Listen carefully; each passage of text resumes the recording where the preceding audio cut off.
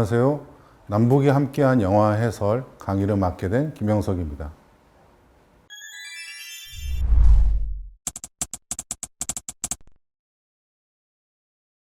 제가 이 어마어마한 주제로 어떻게 보면 강의를 맡게 된 게 지금 평창국제평화영화제 프로그래머로 일하고 있기 때문이 아닌가 이런 생각이 드는데요.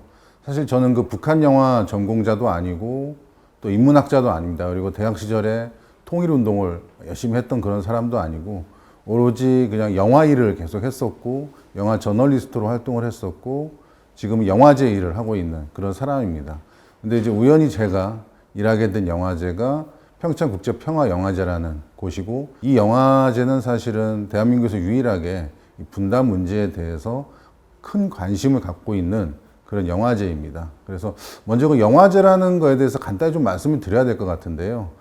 영화제 프로그래머라는 사람은 도대체 무슨 일을 하는 사람인가 굉장히 궁금해 하시는 분들이 많아요. 그런데 이 영화제는 사실 그 어떤 테마도 영화제가 가능합니다. 그래서 실제로 보면은 뭐 채식주의에 대한 그런 영화제도 있고 아주 소소한 그런 주제들이죠. 어떻게 보면 또 고양이에 대한 영화제들도 있고 굉장히 그 다양한 소재의 그런 영화제가 있습니다. 그런데 이 한국이 전 세계 유일한 분단 국가인데 굉장히 그런 특수한 상황에 처해 있는 한국에서 지금까지 긴 세월 동안 수많은 영화제들이 있었지만 이 분단 문제에 대해서 통일에 대해서 고민하는 영화제가 없었다는 거는 굉장히 어떻게 보면 아이러니한 그런 상황이었죠. 하지만 이제 굉장히 뒤늦게나마 이 평창국제평화영화제라는 곳이 생겼고 그리고 저는 여기서 프로그래머로 일을 하고 있습니다. 프로그래머는 영화제에서 상영되는 영화부터 시작해서 모든 이벤트들과 공연과 이런 부분들이 이제 계획을 하게 되는 그런 사람인데요. 저도 이 영화제 일을 하면서 굉장히 많이 이 통일 문제에 대해서 생각을 하게 되고 많은 공부를 하게 됐습니다. 그래서 이런 부분에 대해서 오늘 간단히 전달을 해드리고 싶습니다.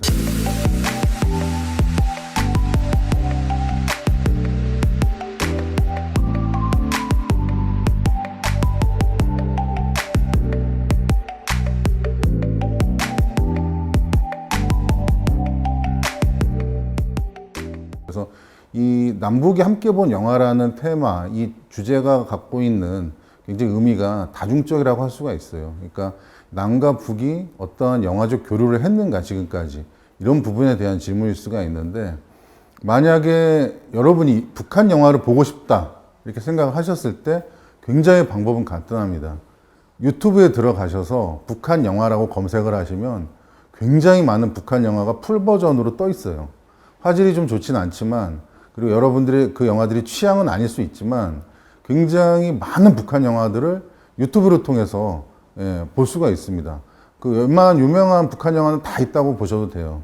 혹은 뭐 더 관심이 있으시면은 외국 사이트를 통해서 DVD로 출시된 거를 구입하실 수도 있습니다. 남한에서만 북한 영화를 이렇게 자유롭게 볼 수 있느냐? 아니죠. 북에서도 남한의 웬만한 영화와 드라마들을 보고 있어요. 어떤 방식으로든 그 북한 주민들과 이제 세터민 분들과 얘기를 하다 보면은 많은 분들이 이미 북에서 남한의 영화 드라마들을 접하신 상태예요. 그럼 남한과 북한은 서로의 그런 영화 드라마들을 굉장히 자유롭게 보고 있는 건가 지금? 자유롭게 볼 수 있는 건가라고 생각하실 수가 있는데 문제는 이게 굉장히 비공식적이라는 거죠. 북에서도 그런 루트가 굉장히 공식적인 루트로 보는 것은 아니에요. 그리고 남한에서도 유튜브를 통해서 볼 수 있지만 유튜브는 이제 우리나라 기업이 아니죠. 그러니까 외국 기업이죠.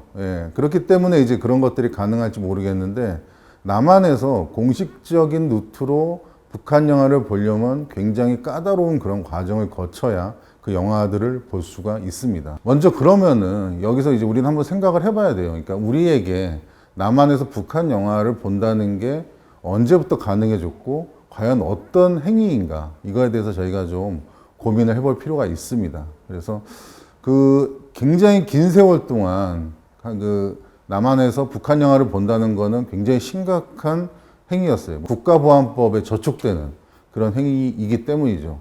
특히 이제 북한 영화들 같은 경우에는 체제 선전적인 그런 영화들이 대부분이기 때문에 그런 영화들을 보지 않고 그런 어떤 영화를 담은 물질을 내가 소지만 하고 있어도 큰 어떻게 보면 불법적인 그런 행동이었던 시절이 굉장히 긴 세월이 있었습니다. 반공이 국시였던 그런 시절이었죠. 그런데 이런 상황에서 어떤 변화가 보이는 시기가 옵니다. 그러니까 어떻게 보면 탈냉전의 그런 시기라고 할 수가 있는데 1988년에 서울 올림픽이 열렸죠. 제가 그때 이제 고등학생이었는데 굉장히 충격을 받았어요. 왜냐하면은 그 올림픽 공원 이런 데 가면은 배지를 팔았어요. 그러니까 각 국가의 그 국기가 있는 배지를 팔았는데 소련 배지를 파는 거예요. 그 88 올림픽이 그 전에 LA 올림픽과 그 다음에 모스크바 올림픽이 서로가 양 진영이 참석하지 않은 상황에서 치러진 올림픽이었는데 냉전을 넘어서서 이게 사회주의권이든 아니든 뭐 이런 부분 상관없이 다 통합하는 자리가 88 올림픽이었거든요. 그러면서 그 당시에 그때 올림픽 공원에서 그런 기념품들을 팔 때 그 사회주의권 국가들의 그런 배지들도 막 팔곤 했었습니다. 그래서 그때 제가 너무 신기해서 고등학교 때 그 소련 그 빨간 이제 그 국기가 있는 그런 배지를 샀던 기억이 나는데 그 정도로 그 전까지 반공 교육이 굉장히 철저한 국가였고 그러다가 이 88 올림픽 때 약간 변화가 생겨요. 사회주의권 국가들도 이제 참석하는 그런 올림픽을 치르다 보니까 과거의 그런 반공적인 것들을 계속 주장할 수가 없는 약간 유화가 되는 그런 시기가 올림픽이었어요. 그리고 89년에 동구권 몰락이 옵니다. 이건 굉장히 큰 세계사적인 어떤 변화였고 그러면서 이제 남한에 소련 영화가 수입돼서 개봉을 하기 시작해요.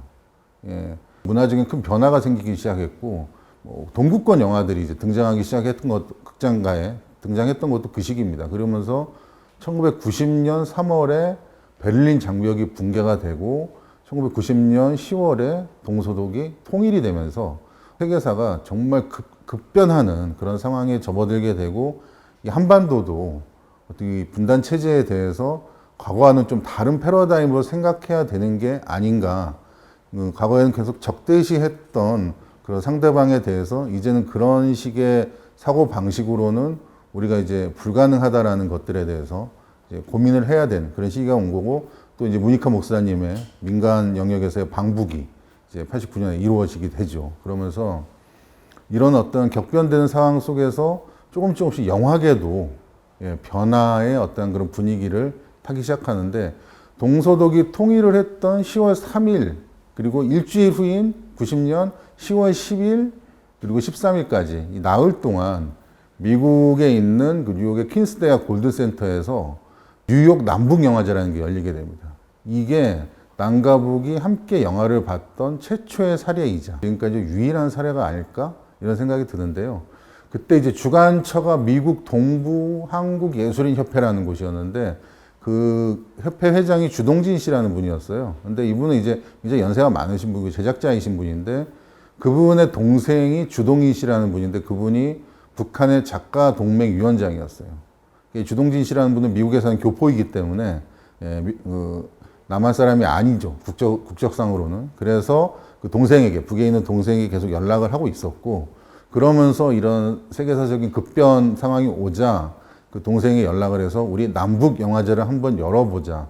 그런데 중요한 건 그건 북에서도 열 수가 없고 남에서도 열 수가 없으니 미국에서 한번 열어보자. 그 교포사회 중심으로 해서 열린 게 1990년 10월 10일에 열렸던 뉴욕 남북영화제입니다.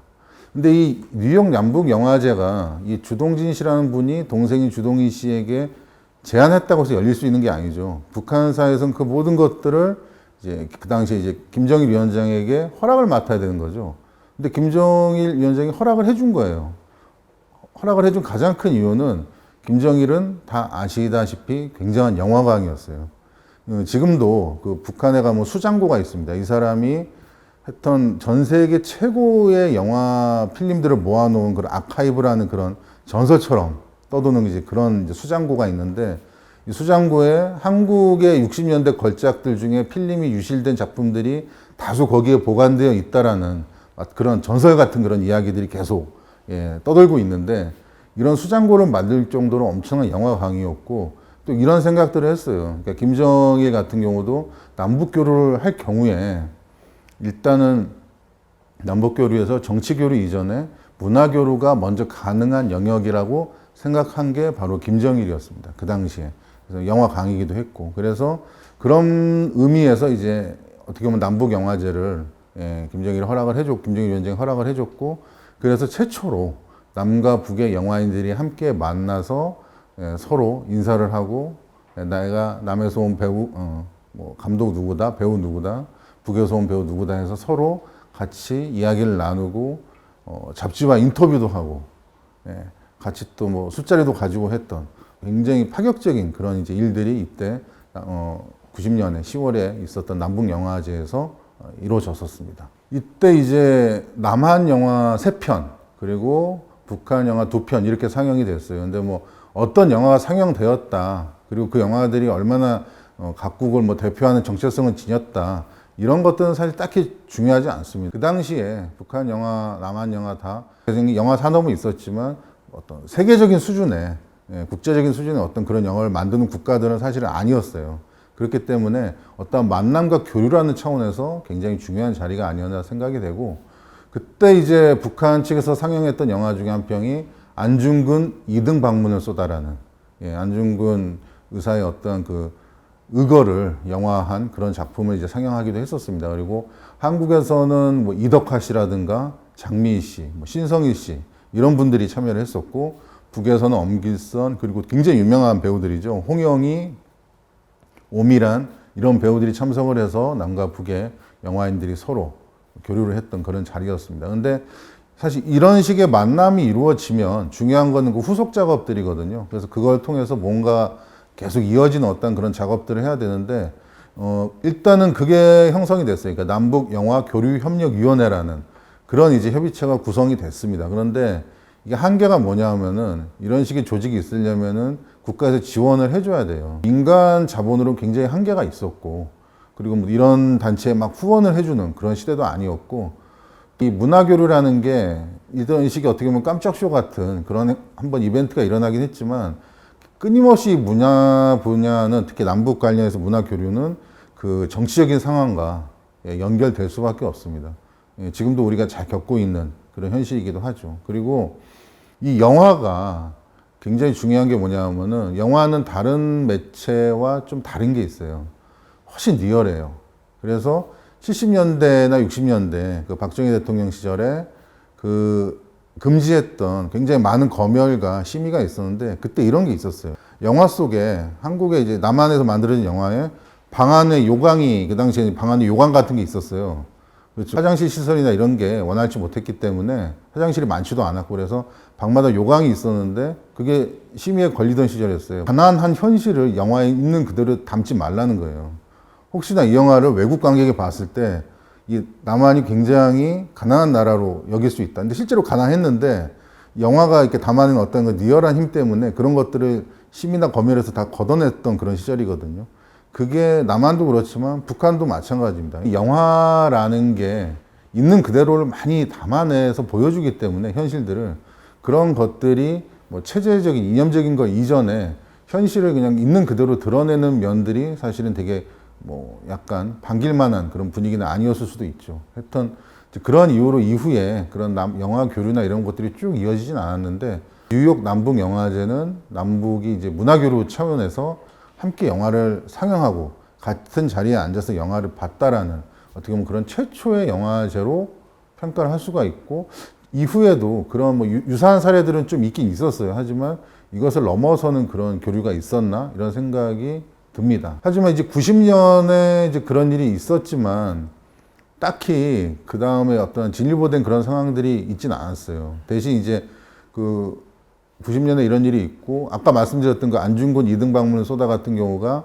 98년인가에 TV를 통해서 한번 방영이 된 적이 있었고 그 다음에 99년에 영화제들을 통해서 어떻게 보면 이제 북한 애니메이션이 좀 그 공개된 적이 있었습니다. 그래서 뭐 영리한 너구리라든가 소년장수라든가 북한에서 굉장히 긴 기간 동안 제작된 시리즈, 북한을 대표하는 그런 시리즈 애니메이션들이 이제 등장했던 그런 시기들이 있었습니다. 사실은 본격적인 교류는 있지 않았는데 그때 이제 2000년에 90년에 통독이라는 그런 큰 사건이 있었듯이 그 10년 후인 2000년 6월에 여러분도 다 기억하실 듯이 그 첫 번째 남북 정상회담이 열리게 됩니다.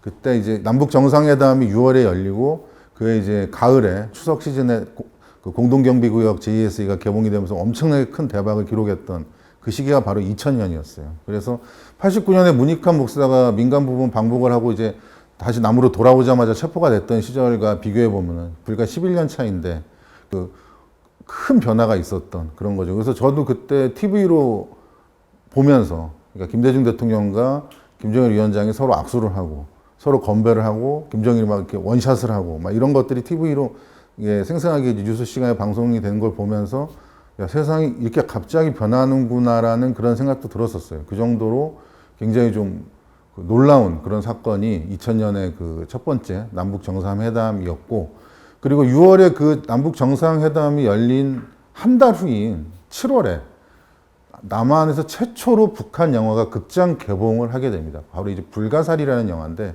1985년에 만들어진 작품이에요. 그래서 사실은 이 영화의 진짜 영화 감독은 이제 신상옥 감독인데 크레딧에는 정건조 감독으로 되어 있습니다. 그러니까 신상옥 감독이 이제 북으로 납치돼서 간 게 78년이었는데 86년에 탈출해서 오게 되죠. 이 영화는 85년 영화예요. 그러니까 그 타이밍이 뭐냐 하면 이 영화를 제작하던 중에 마무리를 하지 않고 탈북을 하게 된 거죠.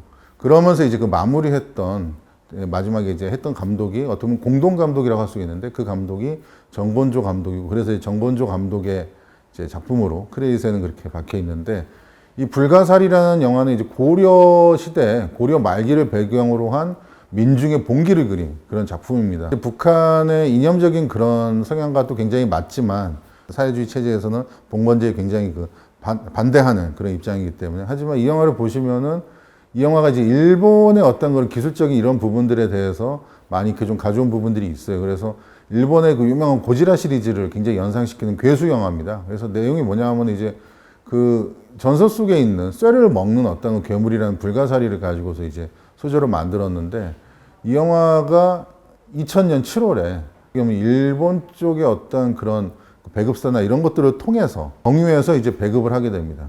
남한에서 상영된 최초의 영화이자 개봉된 최초의 영화이자 유일한 영화가, 지금까지도 이 영화 이후에 남한에 개봉된 북한 영화는 없어요. 그래서 유일한 영화가 바로 이 불가사리라는 영화인데, 여기서 이 신상옥 감독에 대해서 간단히 말씀을 드리면은, 신상옥 감독은 사실 북으로 가기 전에 남한에 있을 때 거의 남한 영화 산업의 그 60년대 황금기의 절반가량을 차지했던 굉장히 위대한 영화인이었습니다. 그리고 그 아내였던 배우 최은희 씨 같은 경우도 최고의 여배우였던 그런 이제 어떤 영화인 커플이었는데, 두 사람이 다 이제 북으로 납북되고 거기서 북에서 이제 영화 작업을 하는데, 이분 같은 경우에는 이제 북한에 있었던 10년 동안에 한 20여 편 정도 영화를 제작했고, 그 다음에 7편을 이제 직접 연출을 했어요. 감독을 했는데, 그 중에 이제 돌아오지 않는 밀사 같은 영화, 그리고 소금이라는 영화, 이런 영화들은 굉장히 그 국제적으로도 평가를 받았던 그런 작품입니다. 그래서 이분들의 어떤 그런 그 북한에 가게 되고 거기에서 이런 부분들을 담은 다큐멘터리가 있어요. 그러니까 연인과 독재자라는 BBC에서 만든 다큐멘터리가 있는데, 여기에 보면은 이 사람들이 몰래 녹음한 김정일 위원장의 육성이나 이런 부분도 사실 등장을 합니다. 굉장히 흥미로운 그런 다큐멘터리인데, 만약에 관심이 있으신 분들은 한 번쯤 보실 만한 그런 다큐가 아닌가 이런 생각이 듭니다. 이 불가사리가 유일한 사례가, 그러니까 개봉했던 유일한 사례인 게 굉장히 좀 어떻게 보면은 안타까우면서도 현실적으로 그럴 수밖에 없는 이유가 있어요. 북한 영화가 남한에서 개봉되기가 힘든 이유가 있어요. 그 이후에는 저작권 문제예요. 이념적인 문제가 전혀 아니에요. 사실은. 그러니까 영화가 상영이 되려면 배급사에 의해서 그 영화의 저작권이 이제 확보가 된 배급사에 의해서 이제 극장에 걸리게 이제 해야 되는데, 극장에 상영을 해야 되는데, 북한 영화의 어떤 저작권 문제가 해결이 되지 않기 때문에 그런 부분에서 이제 불가사리도 북한에서 직접 남한에 배급한 게 아니죠. 일본을 거쳐서 배급하게 된 거죠. 그런 문제 때문에 사실은 굉장히 힘듭니다. 그럼에도 불구하고 2000년 이후에 그 남북 정상회담 이후에 굉장히 놀라운 그런 이제 발전들이 일어납니다. 영화계에서. 그래서 먼저 2003년에 부산국제영화제에서 특별전이라는 형식으로 7편의 북한 영화를 상영하게 돼요. 그 중에 이제 그 봄날의 눈속이 같은 영화는 사실 이념적인 그런 색채는 거의 없는, 그 분단과 통일 문제에 대해서 굉장히 휴머니즘적 관점에서 접근하는 그런 작품이었고, 굉장히 수작으로 평가받는 그런 작품들입니다. 그리고 2005년에는 전주국제영화제에서 또 북한 상영, 3편의 북한 상영이 북한 영화 상영이 있을 때 상영된 피 묻은 약패 같은 영화는 북한 영화임에도 불구하고 체제선정과 좀 굉장히 동떨어진 액션 영화, 북한에도 장르 영화들이 있습니다. 액션이나 스릴러 영화들이 종종 있는데 이런 작품들 중에 하나인 피 묻은 약패가 상영되기도 했었죠.